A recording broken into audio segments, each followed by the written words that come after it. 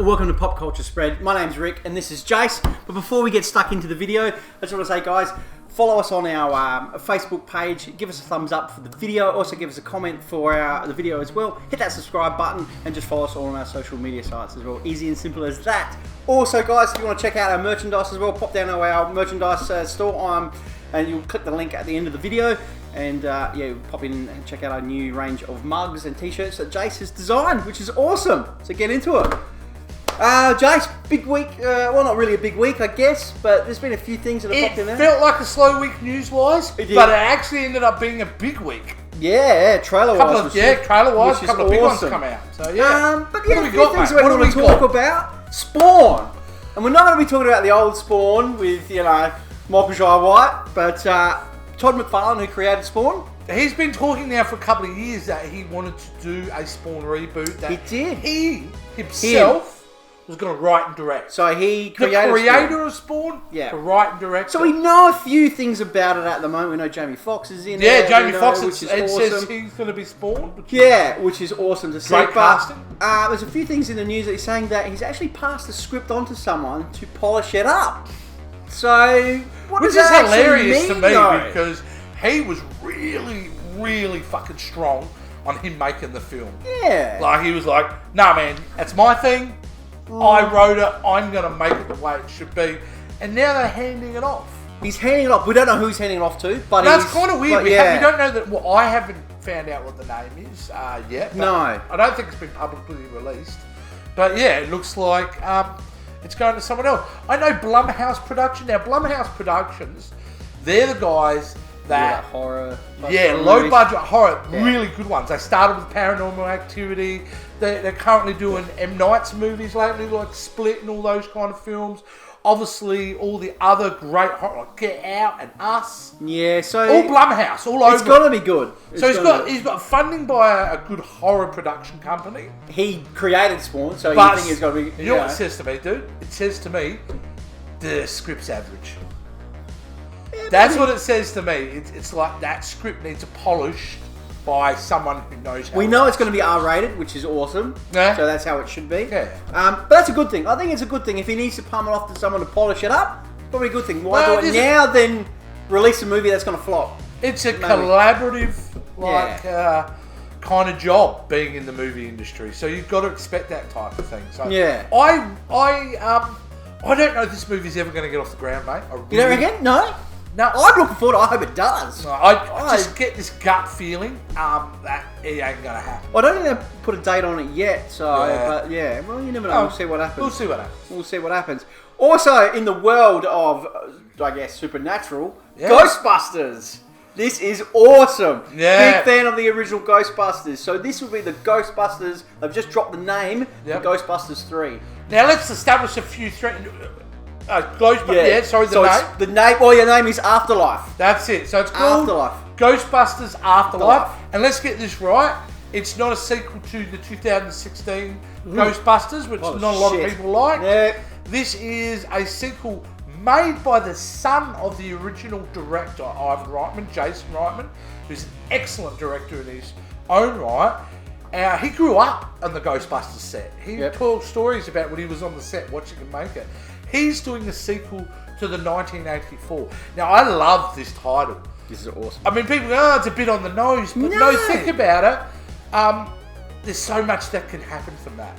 Now, I've heard Egon Spengler, obviously Harold Ramis, who passed away, will be in the film. So they're all coming back, we've heard? They're all coming back. All the original cast are coming in, but we don't know what. I think Egon Spengler's going to be a ghost. That would be awesome if he is. And that makes sense. It does make sense. Some of the Ghostbusters instead of having become ghosts. A statue of him or something like that. He's actually a CGI ghost. Maybe Bill Murray might chase him down. There's a very good vibe around the production of this movie. Yeah. There's a lot of positivity coming this way, and which is surprising because of so many people hating that 2016 version of Ghostbusters. So bad. I'm one of them. I fucking hated it. It was I don't think it's as bad as everyone says it is. Personally, I think.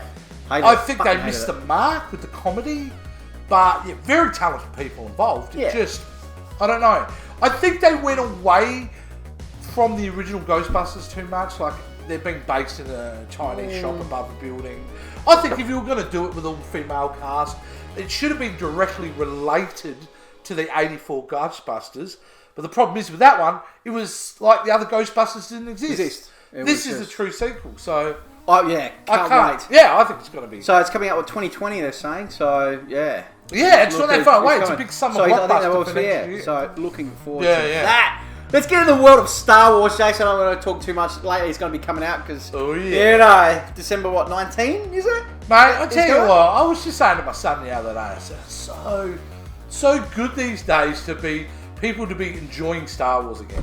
Because honestly, Star Wars has taken a big hit over the last couple of years, with The Last Jedi people not really digging on too much, and Solo being a massive flop for them.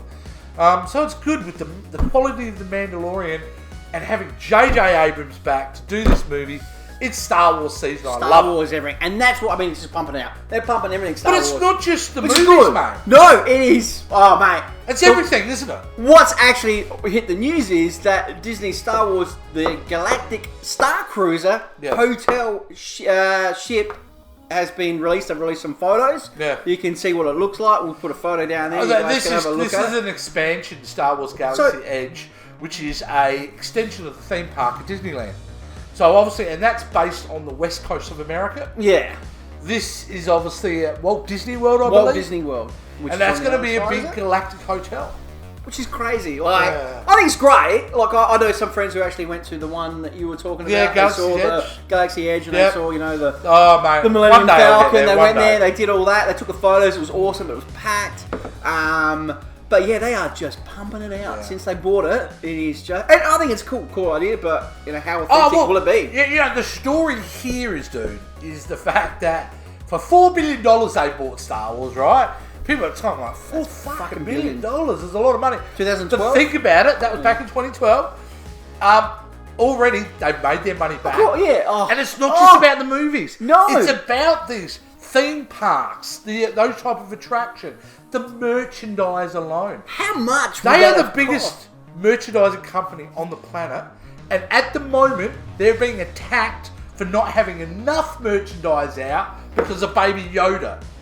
This thing is a corporate juggernaut. So you think that thing is not going to make a shitload of money? Of course it is. It is predetermined to make it rain for Disney. I don't know if they're releasing a little plush toy of Baby Yoda. Mate, they are pre-orders. You can pre-order them. No shit. But they're not coming out till like May. Mate, they're going to fly off the shelf. I know. They're just going to mean... It's actually one of the most brilliant moves they've done marketing-wise in a long time. Just the idea that John Favreau went, no. You're not making any toys. No. That's how a lot of secrets get out. It's toy companies and stuff like that. Yeah. They went, no. We want the audience to be able to experience the discovery of Baby Yoda. And because of that, only the toy companies now can get on to making that stuff. But everything Star Wars is just freaking awesome. Yeah. Awesome. Big fan. Bring on it. All right, what's up? Adam Sandler. Now, we did a trailer reaction on this, and my view on this, I didn't like it because I thought Adam Sandler is just shit in his movies. But Jace, actually, I've seen it. I think you enjoy it. And we're talking about Uncut Gems. Yeah, which is currently on Netflix, which you can watch on Netflix. So, Jace, quickly, what did you think about it before we get into it? I thought Adam Sandler was phenomenal in this film. Adam Sandler, he's a tale of two cities, this guy. He makes some dirt. He does make some piles of shit. In fact, he produced a movie called Joe Dirt with David Spade. But either way, he does make some crap. Oh, look, he does. It's not my type of comedy, don't get me wrong. But and I do love his earlier stuff. But every now and again, he'll come out and he'll just bring out a dramatic, cracking performance. He's done it with Paul Thomas Anderson, and he's clearly done it in this film too. I reckon it was about 10 minutes in where I completely lost sense of that being the comedic Adam Sandler in any fashion. Okay. He was just that character. So he was on the Howard Stern show, he was talking to Howard, and they were talking about, the movie, and he was promoting his movie and so forth and all that. And it came up that, a lot of the reviews are good. Apparently the reviews are really good. They're and really a lot of good. People who worked on the movie with Adam Sandler really enjoyed his performance. Pretty good. So then it was just jokingly saying, then you should be nominated for an Oscar. Oh, So being Adam Sandler, he's just gone out and said, that's just fucking bullshit, blah, blah, blah. But it would be funny if I did win an Oscar for this movie. Yeah. But, I don't know if you win an Oscar for this movie, but certainly from what I've seen so far, and I haven't seen everything, he's up there. He deserves a nomination. Okay. So, wow. Well, I could eat my own words. I might have to go check it out and yeah. Look, you can think what you like about a lot of Adam Sandler's films, but it is undeniable the man has talent. Yeah.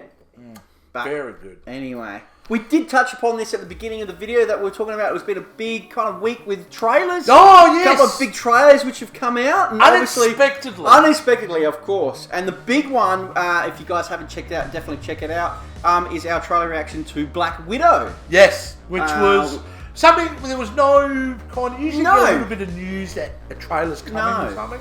There was nothing about this sucker. It came out, and honestly, I don't know what I thought I would be expecting from a Black Widow trailer. I wouldn't expect that though. But it was epic. It's fucking phenomenal. And I wouldn't have thought a Black Widow movie could be epic, but it looked fantastic. It's hitting all the right buttons. And just when you think, oh, it's over for Marvel now, the Infinity Saga's done, it'll never be as good, they show you that. Yeah. And then they just blow your fucking mind apart with how entertaining these movies are. Well, yeah, that's right. It's going to ask a lot of questions for us, you know. What's it going to lead up to? What's interesting? Phase? Remember, this movie is set straight after Civil War, so Natasha's on the run, right? So, yeah, it should help us answer some questions about her character. Yeah. But I do believe it will set up interesting questions and ideas for the Phase 4 moving forward. And I know that because Kevin Feige's kind of come out and said that. Good to see David Harbour back on a... Oh, how good is he look? As like Red the Guardian. Russian version of Captain America. Awesome. But he's let himself go a little fucking bit. Good. Yeah. So I'm looking forward to seeing Rachel that. Weisz is in it too. She's a phenomenal actress. And we got to see the glimpse of Taskmaster as well. Yeah, just briefly. Well, a version of him. I had heard that he'll have different type of armour and that as it goes along. But very cool. Fuck, I was blown away with it. I didn't expect it to be that great as a trailer. So really looking forward to it. And you think about it, dude, it's 6 months away, if that. Yeah, we don't know this. Comes out May, you know, we're in December, so... Yeah, so there you go. Definitely check out our trailer. That was really great. This next trailer I was really thrilled with. The new James Bond trailer. We've been waiting for this one for a while. Yes, very and cool. And that kind of came out of nowhere. Bond is back. Yeah. And you know what? The thing is with Bond, you want it to be back because since Daniel Craig's had this film franchise, right? We had Casino Royale, which for me is the best Bond film ever made. This Casino Royale. His first one. Yeah. Out of the Daniel Craig. No. Out of all the James Bond movies of all time, Casino Royale is the best. Okay. That's my opinion. That's right. And then they come out with Quantum of Solace, the sequel, which is one of the most confusing movies to follow of all time, and a real letdown for the series. Yeah. But you follow it up again with Skyfall, which is an incredible Bond film. A really emotionally thrilling, fantastic Bond film, which was excellent. So you got so far good, shitty, good. And then they came out with Spectre. And Spectre promised to be really great. And it just wasn't. It was a letdown. It was a big letdown. So you got 2 for 2 here. I'm really hoping, and by what I've seen on the trailer, this will be them back to their best. Yeah, and it's actually good to see that. Obviously, this is his last Bond movie. Yeah. So this will tie up and see how he finishes and ties that up. And they're actually he's involved. Well, there's you first see a female 00 agent. You do for the first time. So it's interesting to see which direction would that lead into. Maybe a female Bond. I think it would be disastrous for the franchise to just cast a female in the role, because this is about James Bond. The character is a male secret agent. Come up with a new character and have the story about them being a 00 agent, but you can't have all of a sudden a James Bond. And I know there's going to be girls out there go, that's bullshit. No, man. No. You got James Bond, that's that character. It doesn't mean there can be an amazing fucking kick-ass 007 agent who's a female. Call her whatever, I don't care. That's what she might be in that now. Exactly, and it might help to lead to a spin-off. I'm totally cool with spin-offs. That's fair enough, yeah. Just don't fuck with James Bond. No, leave it for what it is. So, between Black Widow and James Bond trailers, they're fantastic. We've done reactions to them on the channel, which you can check out. Definitely go check them right out. now. So check out both of them because it's that was a surprising week in trailers. Yeah, for it has. sure. And just speaking on our last, we're just talking about the Ghostbusters. The trailer for that will be Next coming week? out. I think next week. So Yeah, next week we we'll will be on top of that shit. jumping on Guaranteed. that one, guys. So definitely check that out. I'm looking forward to that Yeah, one as yeah. well, guys. Gonna pass it over to Jace for That's Jason's movie vault. Vault. Hey guys, all right. This What do week, you got, Jace? This week, there's so many movies I want to talk about, and I'm hoping this show goes for 1,000 episodes because there's easily 1,000 movies I can talk about. Yeah. But I'm going to go all the way back to 1974 for this one. 74. It's a long time ago. Shit. And you're thinking, oh crap, Fuck. some What old do you- boring. Nope. I'm talking about Mel Brooks's Oh. Blazing Saddles. Oh, great movie. Blazing Saddles is Love one that of those movie. formative comedy movies for me when I was growing up. Yep. I didn't understand all the humour at the time, but I knew I loved that film. Yeah. Now, the film it's copped a lot of backlash in recent times for its racial stereotyping. And a lot of people think it's a very racist film. And there are a lot of racial elements in the film, no doubt about it. But it's also commenting on the ridiculousness of these racial stereotypes. And certainly people who don't get that miss the fun of the film. Because they're doing that, you're able to enjoy what the comedy is. I mean, you had Gene Wilder probably at his peak at that period, playing the wacko kid. Originally it was supposed to be Richard Pryor in this movie. The famous Richard Pryor. If you don't know who that is, guys, spend a whole night YouTubing that guy. He was supposed to be, because he originally wrote the concept, but he got recast with Cleveland Little. You had comedy geniuses who are now passed away, like Harvey Korman, Madeline Kahn, Dom DeLuise. Dom DeLuise. I think it's still Cannonball alive. Run. Sure, Love yeah. that, man. Yeah. It's one of those films that's just so freaking hilarious. And the other thing about it too, I think a lot of people don't. One of my favourite parts about the movie is how beautiful it looks. Yeah. For a Western film, they shot it really well. It's really bright and colourful. And Mel Brooks himself is in the film. He just elevates everything when he's in it. It's just... I'm stuck for words because how much this movie meant to me as a movie that kind of educated me in the way what I thought was funny. It's highly slapstick. It can be highly offensive. But holy shit, I can't imagine you having a bad time with this movie. Look, everybody you speak to who has seen Blazing Saddles, love it. I've never met anyone in my entire I don't think I'm... No, I don't know. who has said, nah, I don't like it. Nah. It's a comedy classic. You've got to check it out. It's one of those movies that's easily going to be found on a streaming service or on a $2 bucket at some Kmart DVD bin. Be $5 bucket. Probably $5 bucket. No, too DVDs, much. I mean, do we even sell I don't DVDs know. anymore? Yeah, you can still buy DVDs, but yeah, who buys them when you... Either way, Blazing Saddles, Mel Brooks, Gene Wilder, you've got to check this film out. It's definitely, well, I don't usually like to rate movies in this, No. but this is a 5-star type of film, so get on it, check it out. And if you have seen it, I'd love to know what you thought of it. And especially if you didn't like it, that would blow my mind, and certainly comment. Leave us a comment, this guys. video and all that type of thing. For sure. But Blazing Saddles, guys, get on it. It is a good movie, and you know, and Gene Wilder's my favourite in that. And Oh mate, the fart scene around the campfire is one of the classic Beans, is it? comedy Beans, fucking scenes. classic. It's absolutely brilliant. Yeah. So That's awesome. Yes, I don't like I said. I don't want to actually talk about the content No. of the film though, because it's such a joy to discover when you watch it. But yeah, get on it, guys. There you go. Great choice, Jace. Good choice. Awesome. Well, that's it, guys. I guess until next week. Until next week. See you soon. See ya.